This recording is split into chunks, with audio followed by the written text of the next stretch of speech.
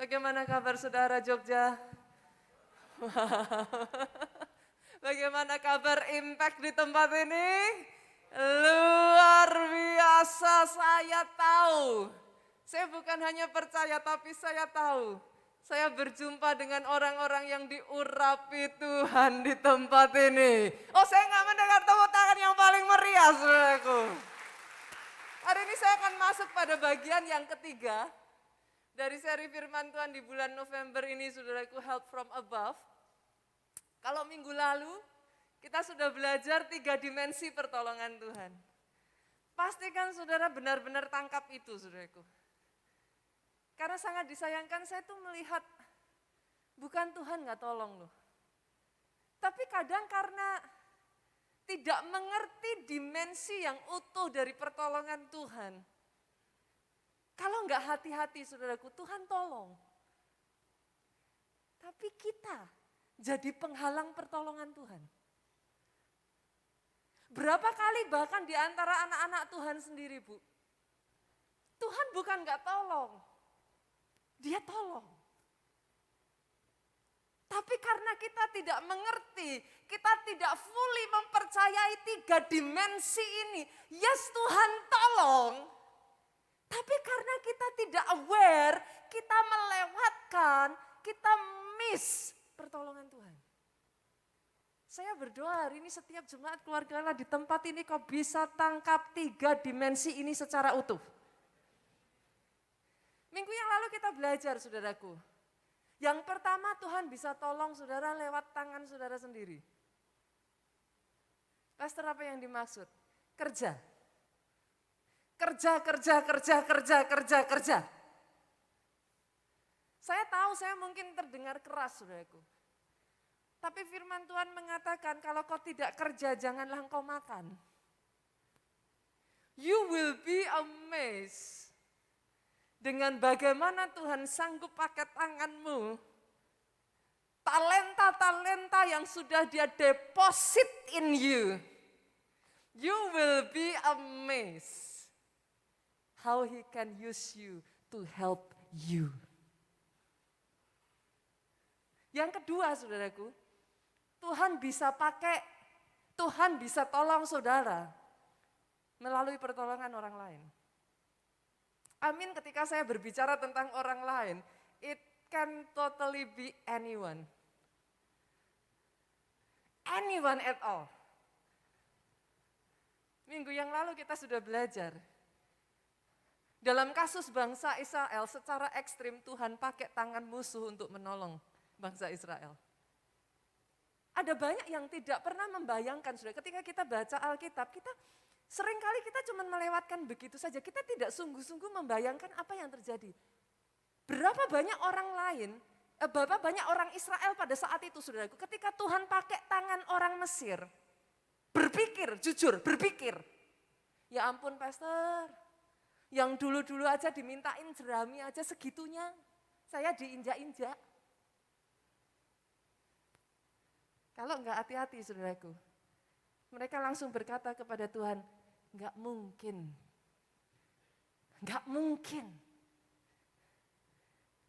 Tuhan mau tolong. Tapi karena ketidakpercayaan mereka, tangannya tidak bisa bekerja. Yang mengerti aminnya yang paling keras. Mungkin enggak, saudara? Tuhan mau pakai orang Mesir pada saat itu. Tapi ada sebagian dari orang Israel sendiri mengatakan seperti ini. Pastor, ya ampun, ditolong musuh kita, nehi.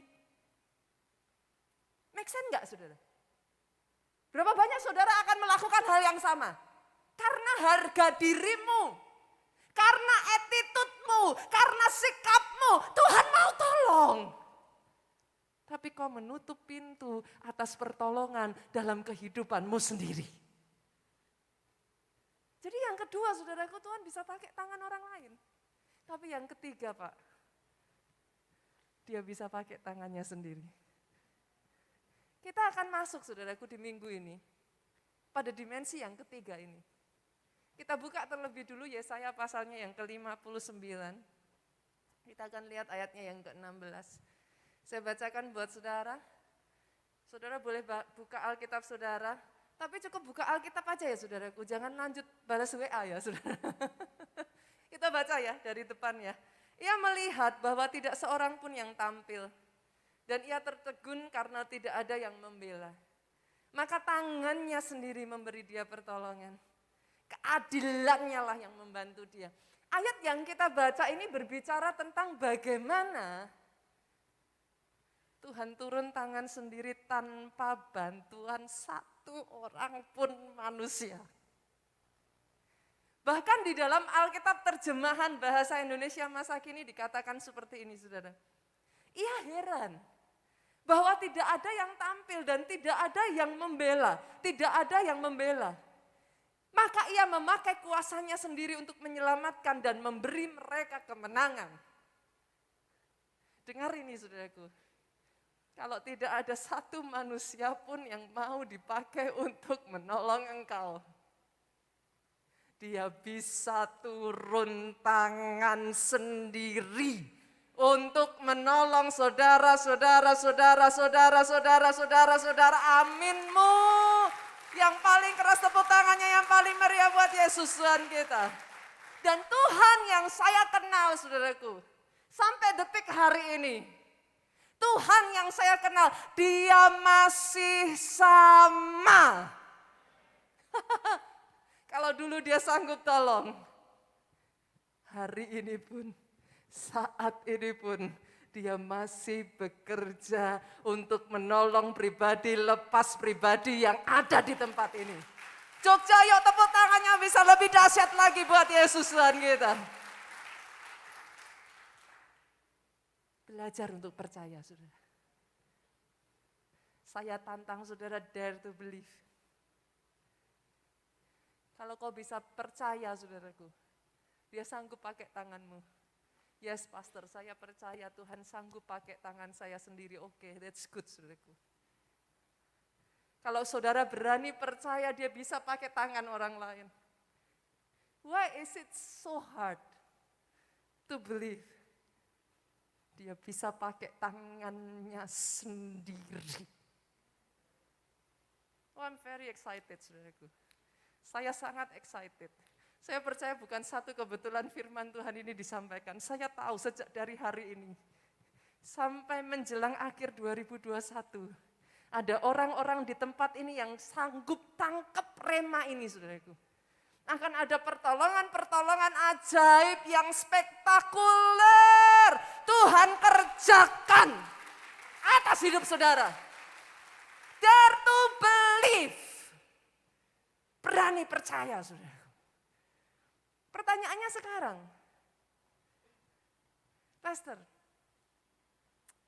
mujizat seperti apa sih yang Tuhan mau kerjakan atas kehidupan saya?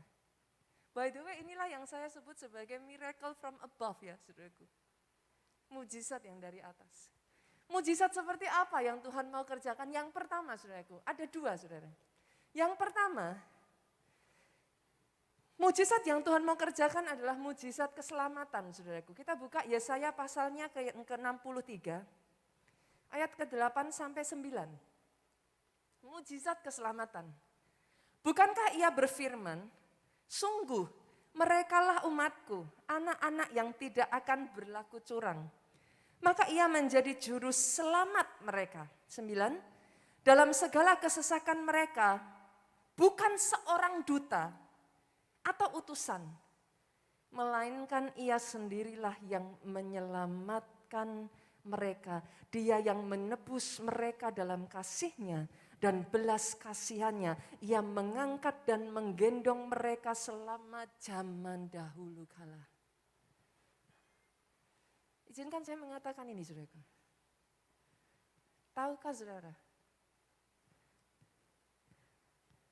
Dia tidak menggunakan siapapun untuk menyelamatkan saudara. Dia tidak mengutus dutanya. Dia bahkan tidak mengutus malaikatnya sekalipun. Ketika berbicara tentang keselamatan, Yesus turun tangan sendiri.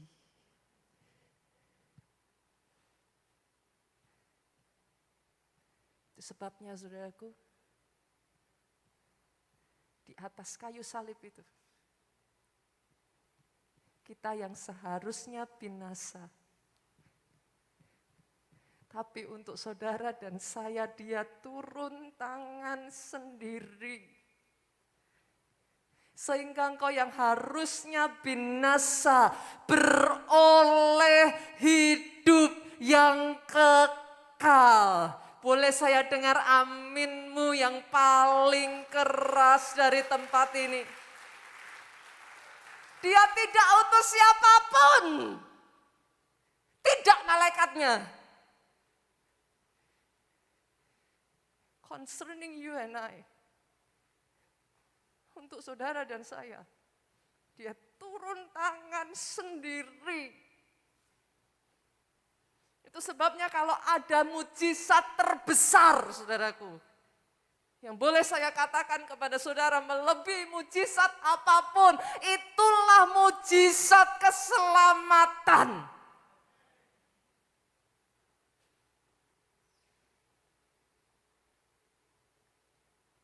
Saya berdoa saudaraku. Kalau hari ini ada di tempat ini saya nggak tahu saudara. Maybe this is the first time you come. Ini pertama kalinya mungkin kau datang. Atau mungkin dimanapun saudara kau mendengar khotbah ini. Izinkan saya mengatakan ini saudaraku. He is looking for you. Dia cari engkau. Bukan kebetulan kau datang di tempat ini. Dan kalau ada di antara saudara hari ini yang kau belum menerima dia sebagai Tuhan dan Juru Selamat dalam kehidupanmu. Tidak ada waktu yang lebih baik daripada saat ini segera berlari dan terima mujizat terbesar yang bisa diterima seseorang dalam hidupnya. Salvation, keselamatan untuk jiwamu. Itu yang pertama saudaraku. Mujizat yang dia mau kerjakan dalam hidupmu. Tapi yang kedua saudara. Mujizat. Berbagai macam mujizat. Yang saudara dan saya butuhkan. Selama kita masih ada di dunia ini saudaraku. Ingat ini saudara. Dalam mujizat keselamatan. Betul, pengampunannya itu sekarang.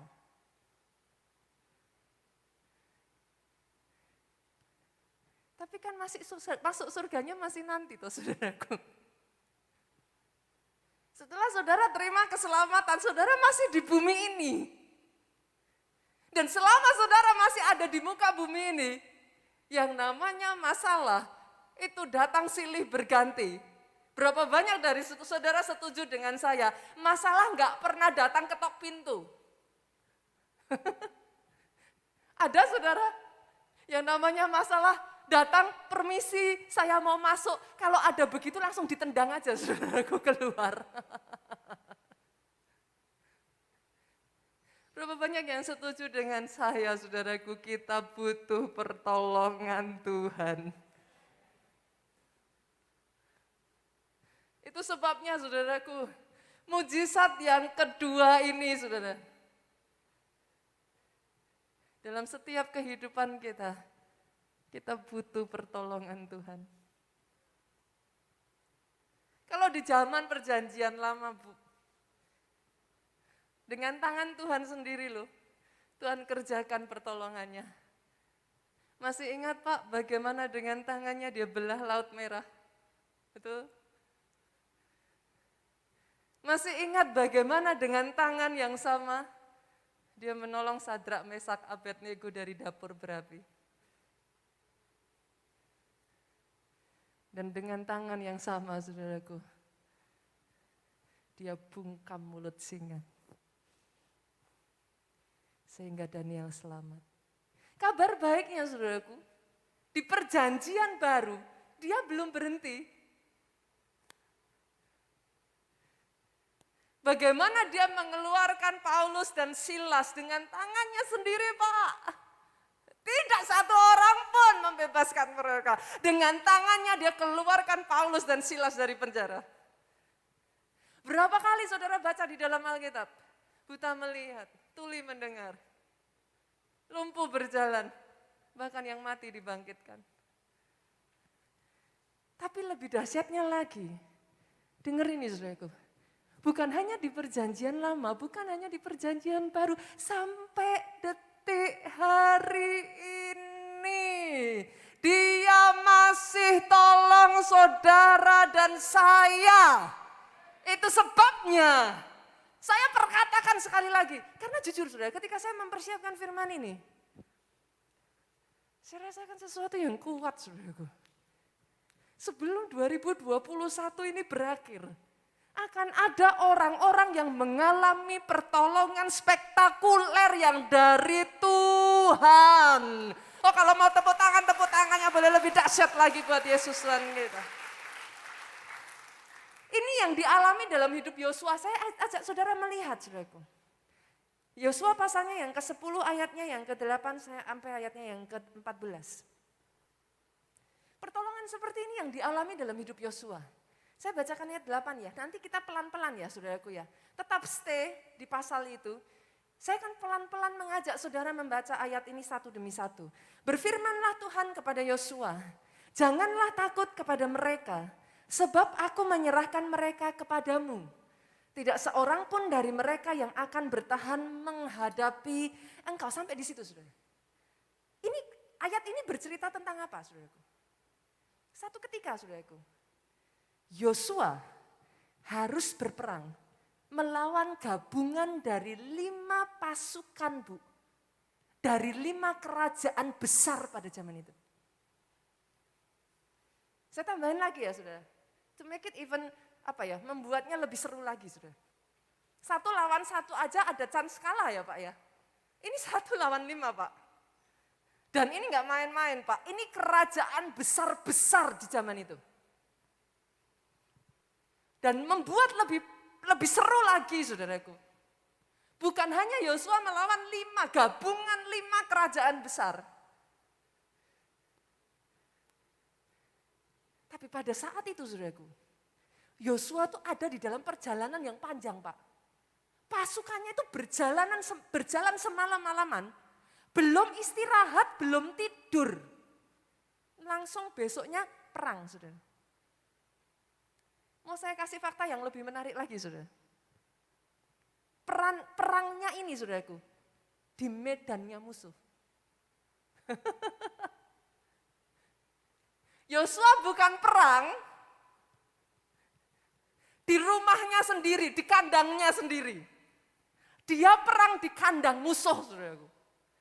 Secara manusia, berapa banyak dari saudara setuju dengan saya, chance kemenangan Yosua sangat kecil. Nonsense saudara untuk menang. Tapi kita lihat ya, ayat 9. Lalu Yosua menyerang mereka dengan tiba-tiba setelah semalam-malaman bergerak maju dari Gilgal. Ayat 10. Dan Tuhan mengacaukan mereka di depan orang Israel sehingga Yosua menimbulkan kekalahan yang besar di antara mereka dekat Gibeon. Mengejar mereka ke arah pendakian Bet Horon dan memukul mereka mundur sampai dekat Aseka Makeda. Sudah. Terjadi kemenangan, ada pertolongan Tuhan. Sampai di ayat yang ke-9, 10 tadi saudara. Kita melihat dengan cara bagaimana Tuhan tolong Yosua. Dengan cara bagaimana? Pakai tangan Yosua sendiri saudara. Tuhan tolong dengan tangan orang Israel sendiri. Mereka maju, terlepas dari semua kenyataan yang ada di depan mata, Tuhan pakai tangan mereka, Tuhan kacaukan musuhnya, saudaraku, sehingga mereka menang. Ini cara pertama, saudaraku. Jadi dengar baik-baik, hari ini, boleh saya lihat tangan-tangan dikedangkan seperti ini? Jangan remehkan tangan yang kau kedangkan ini, saudaraku. Melalui tangan-tangan ini, Tuhan sanggup pakai untuk tolong hidupmu. Kadang kau terlalu meremehkan dirimu sendiri. Yes, dia sanggup pakai engkau. Yes, dia sanggup tolong engkau dengan tangan ini. Tapi wait, saudaraku, wait. Ayat yang ke-11 di sana dikatakan apa? Sedang mereka melarikan diri, musuh melarikan diri di depan orang Israel. Dan baru di lereng Bet Horon, saudara. Maka Tuhan melempari mereka dengan batu-batu besar dari langit sampai ke Aseka. Sehingga mereka mati. Dengar ini saudara, dengar ini. It's getting funner. Yang mati kena hujan batu itu ada lebih banyak dari yang dibunuh oleh orang Israel dengan pedang. Kali ini saudara, Tuhan turun tangan sendiri. Yang mati kena batu lebih banyak daripada yang mati kena pedang, saudara. Kalau Tuhan sudah mau turun tangan, saudara akan, bahkan saudara bercerita pun, orang akan geleng-geleng kepala seolah-olah tidak percaya apa yang kau alami atas hidupmu. Pernahkah saudara membaca ayat ini dengan lebih teliti, saudara? Saya tuh kalau baca ayat ini, saya tuh geleng-geleng loh Pak. Kebayang nggak? Itu kan hujan dari atas batu. Loh kok kenanya cuman musuhnya, saudara? Kepikir nggak, saudara? Itu hujan loh. Kok pas? Pletok, jatuhnya ke musuh. Saudara bisa mengerti yang saya maksudkan? Tuhanmu jitu. Come on. Kadangkala bukan hanya kau meremehkan tanganmu sendiri, kau remehkan Tuhanmu. Baca dengan teliti, saudara. Itu peletak nggak ada yang kena ke kepalanya pasukan Israel. Peletak jatuh semua kena ke musuh. Ketika Tuhan sudah mau tolong engkau ya saudaraku, engkau akan dibuat jatuh cinta dan takjub dengan bagaimana dahsyatnya Tuhanmu sanggup turun tangan atas hidupmu. Dan gak berhenti sampai di situ, saudara. Oh, saya kalau baca kisahnya Yosua nih, keren sekali, saudaraku. Ayat 12 kita lanjutkan. Lalu Yosua berbicara kepada Tuhan. Pada hari Tuhan menyerahkan orang Amori itu kepada orang Israel. Ia berkata di hadapan orang Israel, matahari berhentilah di atas Gibeon, engkau bulan di atas lembah Ayalon. Maka berhentilah matahari dan bulan tidak bergerak, sampai bangsa itu membalaskan dendamnya kepada musuh. Bukankah hal itu telah tertulis dalam kitab orang jujur? Matahari tidak bergerak di tengah langit dan lambat-lambat terbenam kira-kira sehari penuh. Adakah di sini yang berani mengatakan ini tangan manusia? Bisa manusia menghentikan matahari dan bulan? Nonsen. Kita sepakat ya saudara? Hanya tangan Tuhan yang bisa kerjakan ini. Bahkan ketika firman ini diberitakan, coba saudara. Apa yang saat ini kau alami? Yang hanya tangan Tuhan sanggup kerjakan. Ketika dia tolong engkau harus berkata dengan mulutmu, itu tangan Tuhan. Sama seperti di ayat 14 ini, belum pernah ada hari seperti itu. Baik dahulu maupun kemudian bahwa Tuhan mendengar permohonan seorang manusia secara demikian. Ini yang saya doakan jadi atas hidupmu. Sebab yang berperang untuk orang Israel. Yang berperang untuk engkau. Yang berperang untuk keluargamu. Yang berperang untuk pekerjaanmu. Yang berperang untuk kelompok selmu adalah Tuhan. Saya nggak mendengar tepuk tangan yang paling meriah buat Yesus ya. Saya berdoa itu jadi atas hidupmu. Pertanyaannya sekarang saudaraku, Pastor, oke, kita butuh pertolongan Tuhan. Bagaimana Tuhan bisa tolong saya? Bagaimana supaya Tuhan bisa bekerja atas kehidupan saya? Yang pertama saudara, saya bagikan 3 poin. Yang pertama, bangun koneksi yang kuat dengan Tuhan. Seriously saudara. Kalau saudara, kita belajar dari kehidupan Yosua tadi ya saudara. Bagaimana Tuhan bisa tolong sedemikian rupa dalam hidup Yosua ini saudaraku. Yosua tuh punya hubungan, koneksi yang sangat kuat dengan Tuhan. Tidak banyak orang melihat sisi ini dari Yosua mungkin ya. Saya rasa ada lebih banyak orang tuh melihat Yosua lebih ke man of war-nya ya mungkin ya Bu ya. Kayak dia yang maju di depan gitu kan, dalam semua kisah-kisah itu kayak ya saudara menemukan Yosua ini dia man of war gitu. Saudara jarang menemukan satu kayak cerita bagaimana, karena yang dikesankan itu masih mungkin yang terbersit di benak kita ya saudara. Itu kisah ketika Yosua maju perang, Musa di atas pegang tongkat gitu kan. Jadi langsung kesannya tuh Musa yang doa, urusan doa itu Musa yang dekat sama Tuhan, Yosua ini man of war-nya. Tapi hari ini saya ingin mengajak saudara melihat dari sisi yang berbeda. Jangan salah loh saudaraku. Saya rasa ya, orang yang tidak punya hubungan yang kuat dengan Tuhan, ketika 12 pengintai, 10 yang lain mundur, enggak bisa loh saudara.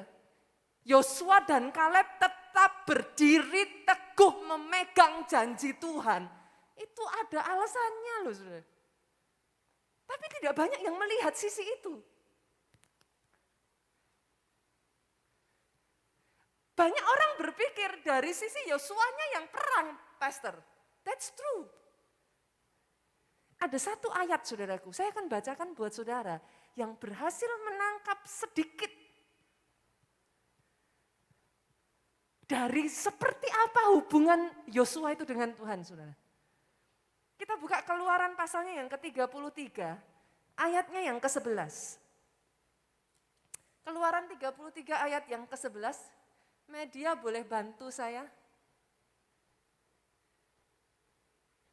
Ada? Saya harus buka sendiri karena ini enggak ada di ayat sebenarnya, saudaraku. Oke. Keluaran 33 ayatnya yang ke-11 saya akan buka, sudah keluarkah? Sudah. Saudara bisa bantu saya baca sama-sama? 23. Dan Tuhan berbicara kepada Musa dengan berhadapan muka seperti seorang berbicara kepada temannya. Enggak heran dong orang berpikirnya Musa gitu kan. Segitunya Musa sama Tuhan gitu. Tapi lanjutkan saudaraku. Kemudian kembalilah ia ke perkemahan. Siapa yang kembali? Musa. Tapi ayat ini belum selesai. Lanjut yuk, dikatakan apa?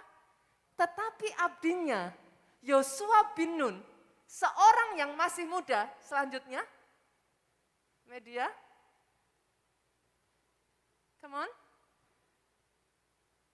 Oke, saya buka sendiri saja ya. Dari media, bisa dimunculkan? Saya buka sendiri aja saudaraku. Keluaran 33 ayat yang ke-11, yuk. Tetapi abdinya Yosua bin Nun, seorang yang masih muda, tidaklah meninggalkan kemah itu. Musanya doa. Musa udah balik. Yosua masih ada di sana untuk terus berdoa. Ini yang gak banyak diketahui orang-orang saudaraku tentang Yosua. Dan hebatnya dari satu orang ini saudaraku, saya takjub saudara dengan Yosua. Kenapa saudaraku? Bahkan di saat di mana orang ini sudah berhasil mengalahkan tanah perjanjian, masuk ke tanah perjanjian saudara. Ibaratnya kalau saya terjemahkan dalam bahasa sehari-harinya, hidupnya itu sudah diberkati Tuhan, habis-habisan. Dia enggak kekurangan apapun. Masih ingat satu kalimat pamungkas dari Yosua, saudaraku. Yosua pasal 24 ayat 15. As for me and my house, we will serve the Lord. Di saat yang lain sudah diberkati, mereka meninggalkan Tuhan. Di saat mereka diberkati, sibuk dengan berkat yang Tuhan berikan. Yosua berdiri di depan bangsa itu. Dengan satu kalimatnya dia berkata, aku dan seisi keluargaku, kami akan melayani Tuhan. Saya rasa ya saudaraku, Tidak ada orang yang tidak punya hubungan dekat dengan Tuhan yang bisa mengatakan ini.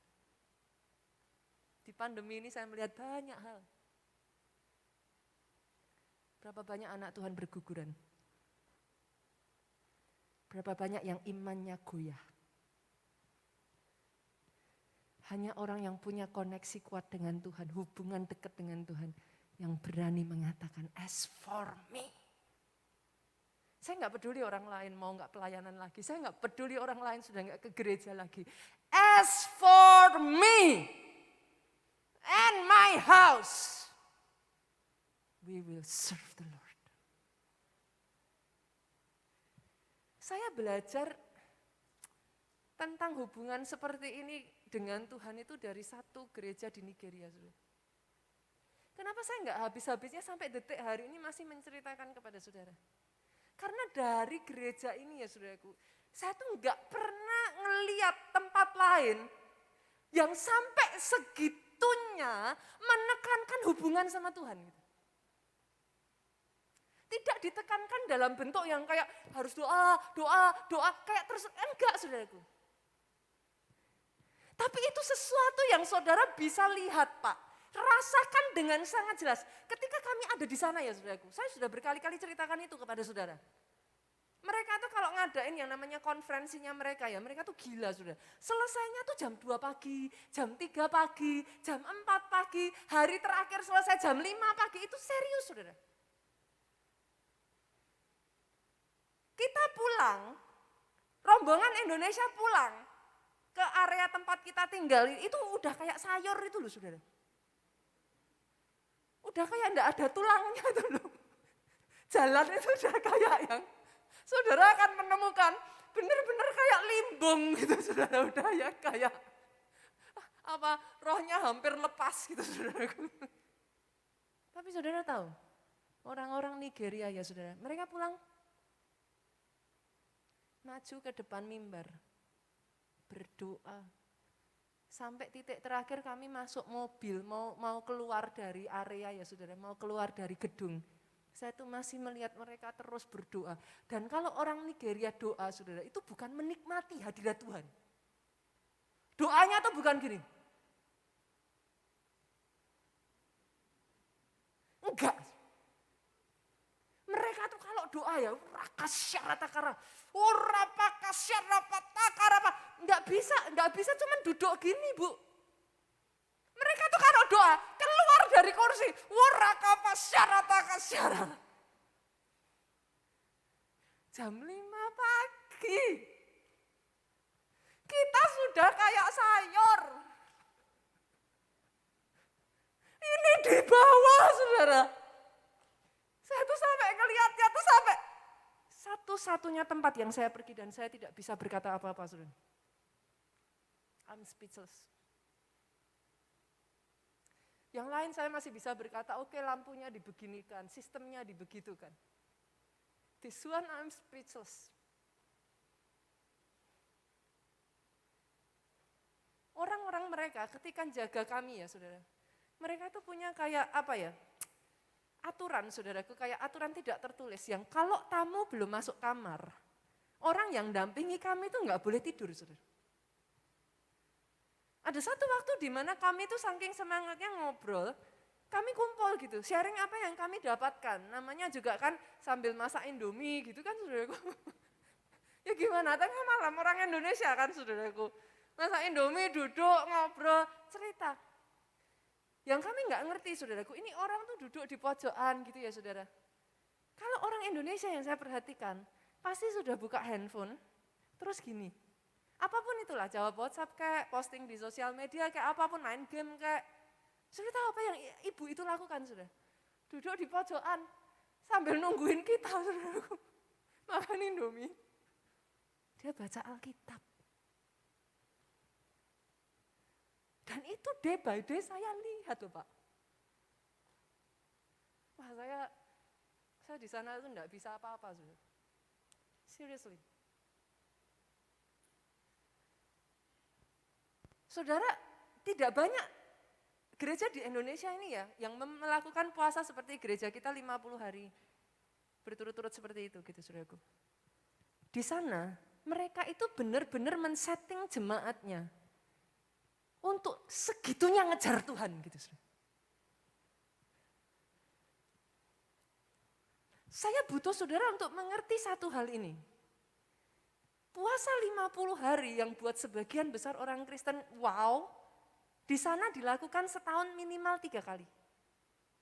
Dan pendetanya kalau ngomong gini saudara, you can fast for 50 days, or if you fast, jadi puasa 50 hari itu pagi sampai buka jam 6. Tapi di sana itu biasa yang namanya puasa, or pendetanya akan ngomong, kamu bisa puasa ngebleng. Apa? Ngebleng itu saudaraku. Saudara bisa benar-benar puasa sama sekali enggak makan. Maka dia punya perhitungan yang berbeda, saudara. Di Indonesia yang seperti itu dianggap gerejanya sudah ngeroh, saudara. Tapi itu biasa di sana. Tidak heran, saudara. Yang namanya mujizat di sana, itu tuh banyaknya kayak batuan apa, saudara? Tersebar di mana-mana gitu loh, kayak apa sih, saudaraku? Nah, masalahnya, ini yang saya ingin menekankan di sini. Saya mau disclaimer dulu, saudara. Siapa bilang gereja kita ngejar mujizat, itu dari mana, saudara? Dari mana pikiran seperti itu? Mujizat, Bu, itu bonus. Makanan sehari-harinya anak Tuhan. Kalau saudara dekat sama Bapak, sama seperti ketika anak saya dekat sama saya, tak bawa pergi kemana-mana, jalan ke mall dia ikut, nanti tengah jalan dia bilang, Mom beliin ini. Halo? Ada di sini yang kalau bawa anaknya pergi, Mom mau minta mainan. Mom, itu lapar, enak sekali. Mujizat itu kayak gitu dulu, saudara. Lah kok dikejar? Selama kau anak, hubunganmu dengan bapakmu dekat. Ngapain ngejar mujizat? Terlalu rendah. Saya menyayangkan saudaraku dalam hal ini. Kalau saudara mau melihat pertolongan seperti itu, pastikan kau punya koneksi dekat dengan Bapakmu di atas. Nempel kayak anak saya sama saya, saudaraku. Nempel kayak perangko.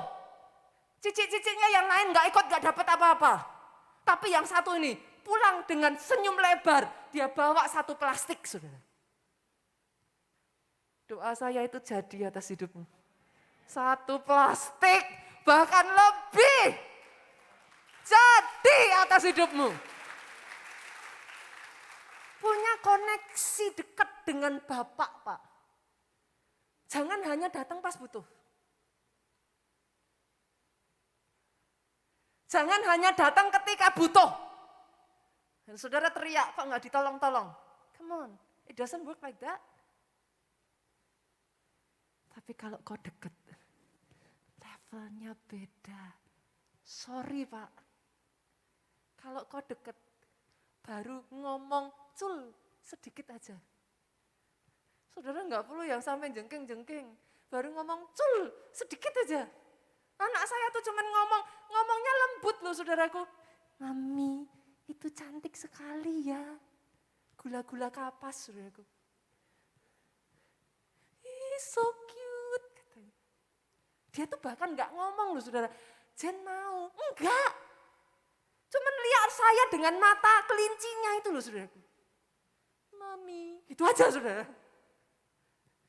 Terus saya jadi mamanya yang gak tega loh, dia gak minta aja dah tak beliin kok saudara. Yang mengerti aminnya yang paling keras. Oh saya sungguh berdoa ya saudaraku atas keluarga Allah. Ada orang-orang yang cintanya sama Tuhan itu melampaui berkat, melampaui segalanya. Cuman pengen dekat sama Tuhan aja, itu aja. Bukan yang lain-lain.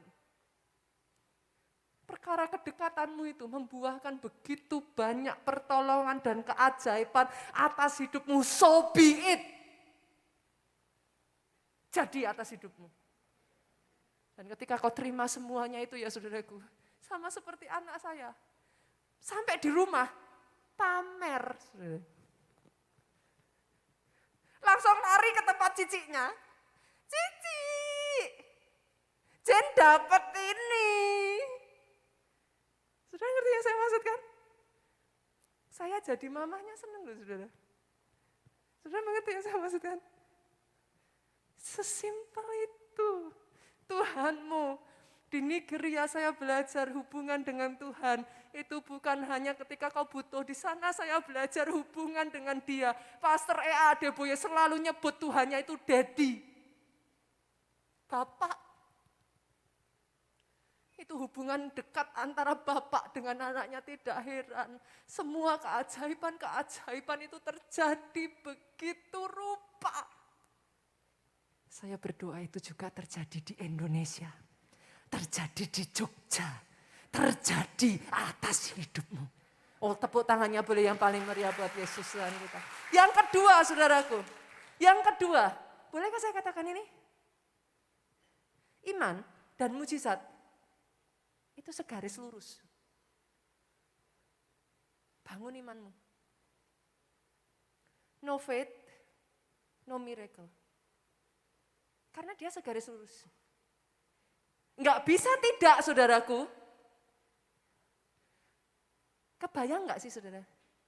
Untuk Yosua, perang lawan 5 kerajaan, itu enggak sesederhana yang saudara pikirkan loh.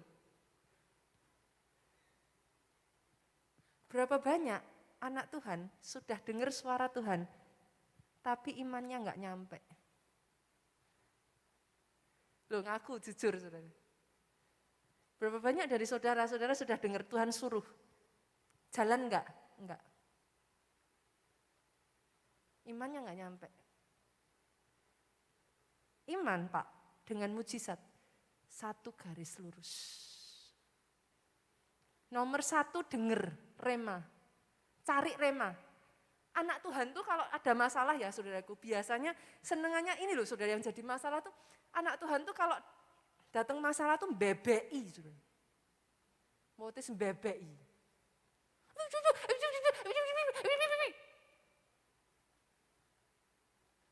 BBI, banyak saudara. Ribut aja. Cerita betapa dahsyatnya masalah, betapa dia nggak sanggup lagi, betapa sudah nggak kuat, betapa Masuk balik pintu. Cari rema. Pastor maksudnya cari rema tuh gimana? 3 anak saya tuh berkali-kali ceritakan ini, tapi saya tahu nggak banyak orang bisa nangkep itu. 3 anak saya itu semua sudah divonis masing-masing itu punya resiko kematian ataupun resiko cacat, saudara. 3-tiganya. Cara saya ngalami mujizat bagaimana, saudaraku? Tiap hari, saya dengan suami itu kompakan, saya bacakan Alkitab 3 pasal. Jadi saya 3 pasal, suami saya 3 pasal, suaranya terdengar. Itu everyday, di dalam kandungan. Sampai di titik tertentu saya baca 1 ayat ya saudara. Kalau saudara nyari, itu ayat tuh bisa lompat itu loh saudara. Itu rema. Anak saya yang pertama, remanya, segala yang berasal dari atas, di atas segalanya. Saya katakan ke anak saya, Ci, kamu di atas virus, kamu di atas semua sakit penyakit. Karena vonisnya dokter kalau enggak, sorry saudaraku, maaf telinganya tuli, salah satu organnya cacat, maaf, mental retarded, keterbelakangan mental. Itu rema yang Tuhan berikan. Anak saya kedua, enggak bisa gede saudara. 8 bulan 2 minggu, berat hanya 1 kilo.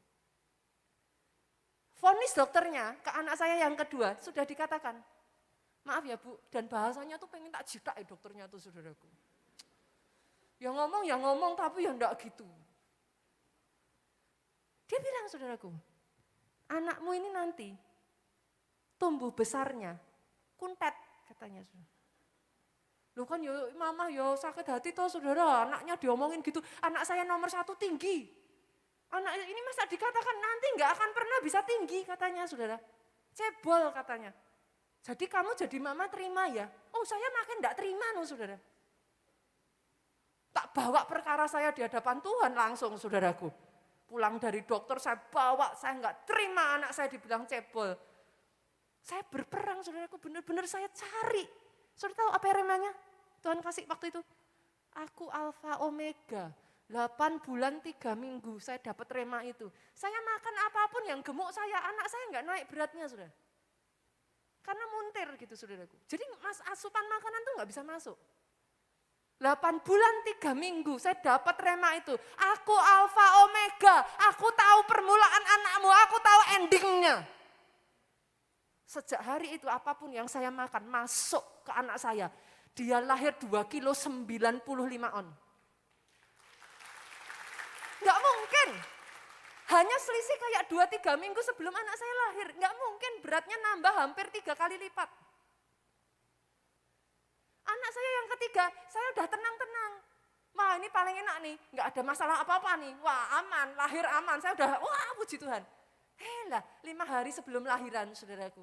Perasaan saya enggak enak, Tuhan dorong saya untuk ke dokter.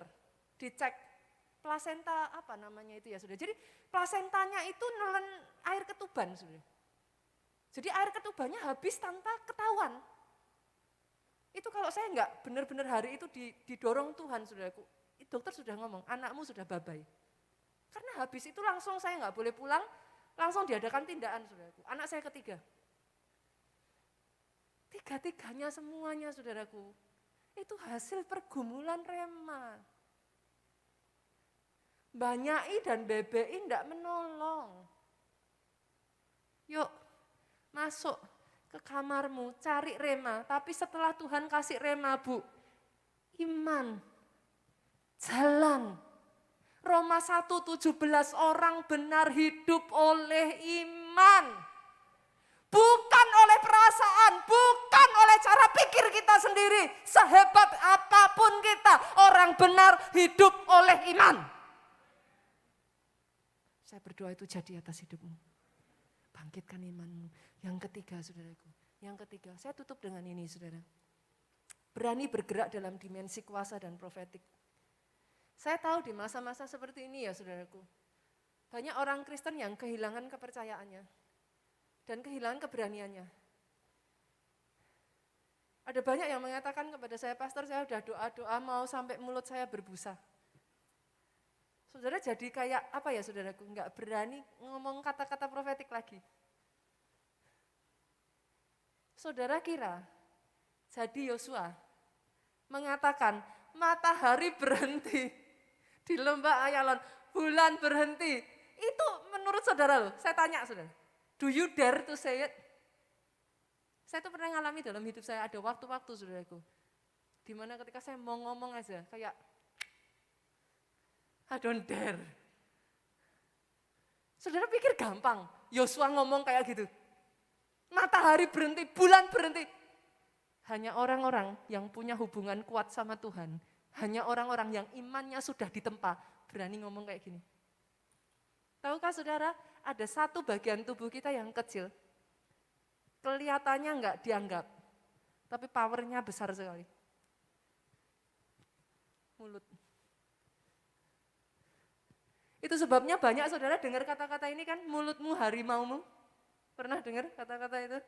Tapi sebaliknya kalau saudara pakai mulut saudara dengan cara yang benar, itu benar-benar jadi harimau yang benar-benar menerkam saudaraku. Powernya besar. Dia sudah taruh itu di mulutmu saudara.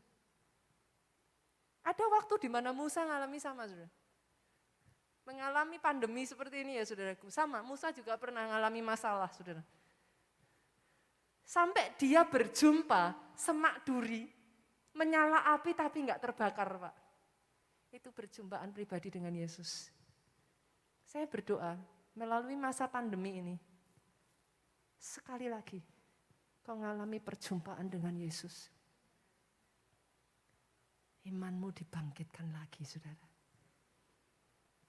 Mulutmu tidak dibungkam. Engkau yang hari-hari ini, selama ini, mulutmu sudah dibungkam. Engkau takut. Nanti kalau aku ngomong nggak kejadian gimana, Pastor? Apa betul itu perkataan profetik? Saya berdoa sungguh-sungguh, saudara.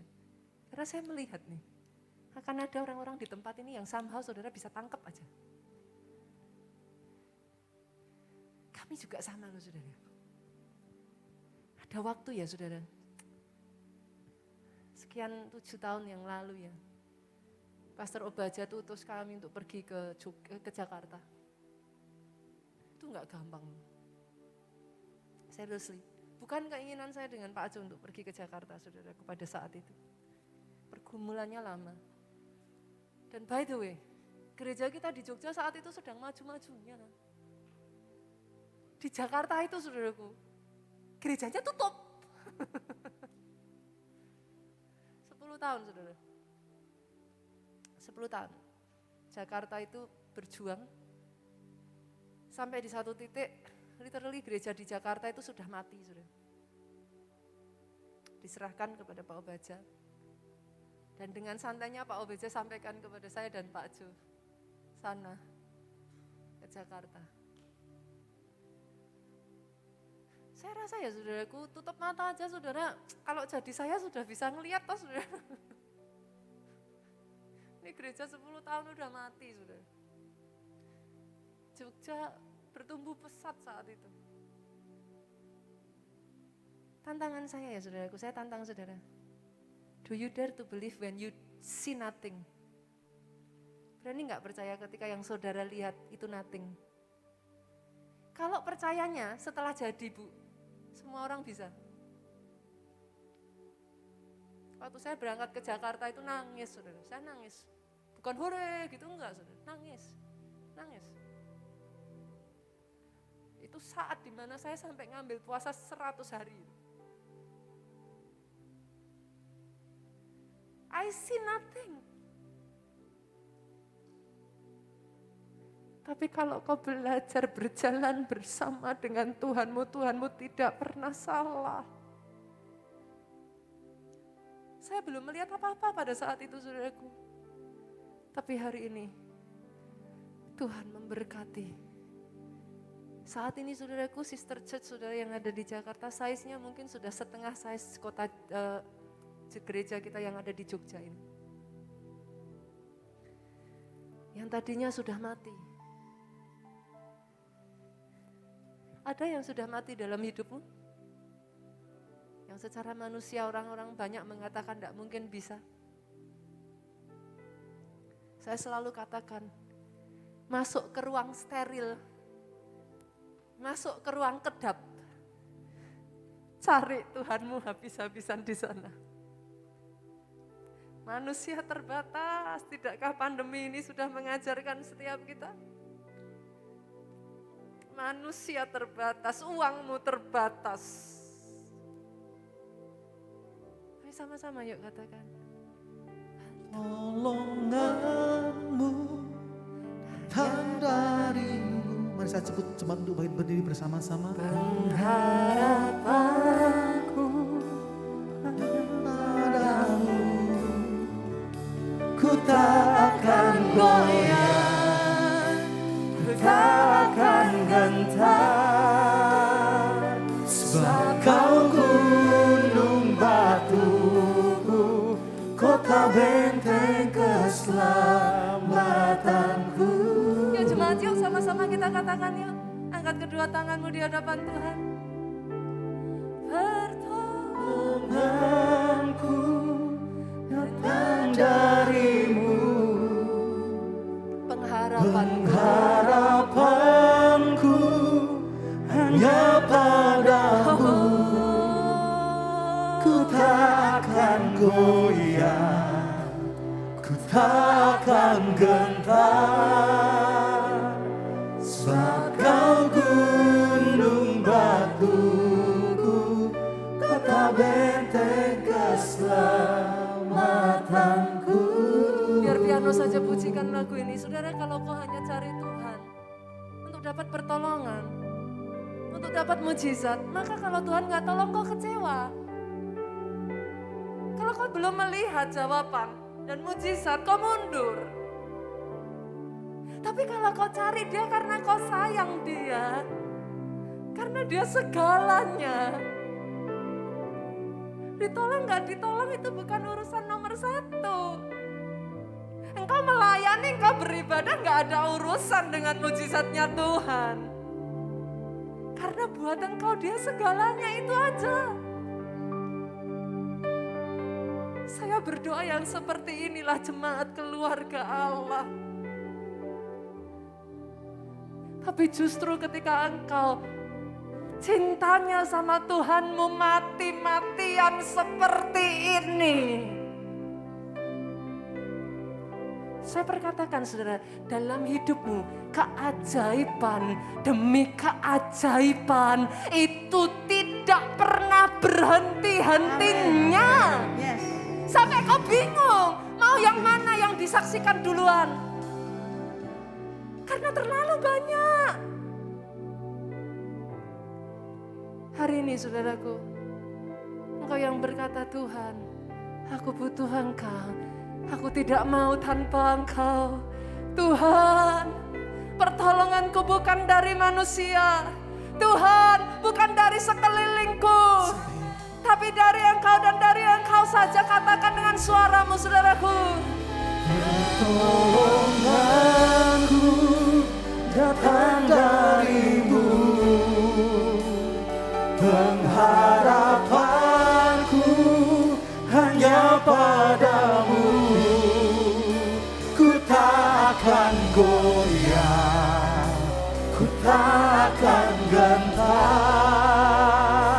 sebab kau gunung batuku, kota bentengku, pertolonganku datang darimu, pengharapanku hanya padamu. Ku tak akan goyah, ku tak akan gentar, sebab kau gunung batuku, kota benteng keselamatanku.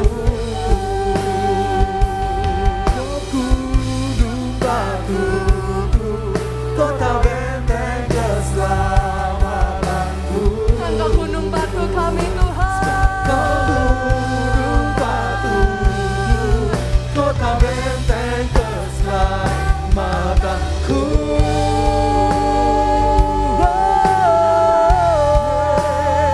Gunung batu Tuhan, keselamatan kami hanya namamu,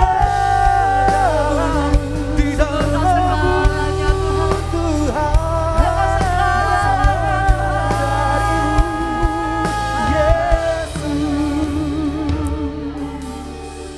Hari ini saya sungguh-sungguh berdoa saudaraku. Satu demi satu pribadi lepas pribadi tempat ini dibangun semakin melekat dengan Tuhan. Amin. Dibangun semakin erat hubungannya dengan Tuhan. Amin Tuhan, amin. Dibangun punya dasar iman yang kuat. Amin, amin. Tidak hidup oleh perasaan, tidak hidup oleh pikiran. Kenapa saudaraku? Perasaanmu bisa membingungkan. Perasaanmu bisa berubah dengan cepat. Pikiranmu terbatas. Tapi kalau kau dibangun atas dasar iman, karena rema yang daripada Tuhan, hidupmu kokoh. Amin. Yes, amin. Sejak dari hari ini, berani perkatakan atas hidupmu saudaraku. Engkau bukan ekor, engkau kepala. Yes, amin. Masa depanmu gilang gemilang. Amin. Karena dia tahu rancangannya atas engkau. Bukan rancangan yang mendatangkan kecelakaan. Rancangan damai sejahtera. Amin. Angkat kedua tanganmu saudaraku. Diberkati saudara oleh Tuhan. Amin. Diberkati keluargamu oleh Tuhan. Amin. Apa yang dikerjakan kedua tanganmu yang kau angkat dibuatnya berhasil. Amin. Oh Yesus Tuhan. Tidak henti-hentinya dari mulutmu. kesaksian demi kesaksian demi kesaksian Yes, demi kesaksian. Amin. Dengan betapa baiknya Tuhan, betapa murah hatinya Tuhan, betapa dahsyatnya Tuhanmu. Itu jadi atas hidupmu. Amin. Diberkati pelayananmu. Amin. Diberkati pemberitaan Injil. Amin. Pulang saudaraku dengan membawa sukacita, damai sejahtera Allah Bapa, cinta kasih Yesus Kristus, persekutuan dengan Roh-Nya yang kudus, sekarang sampai selama-lamanya. Engkau yang diurapi, katakan bersama dengan saya, amin.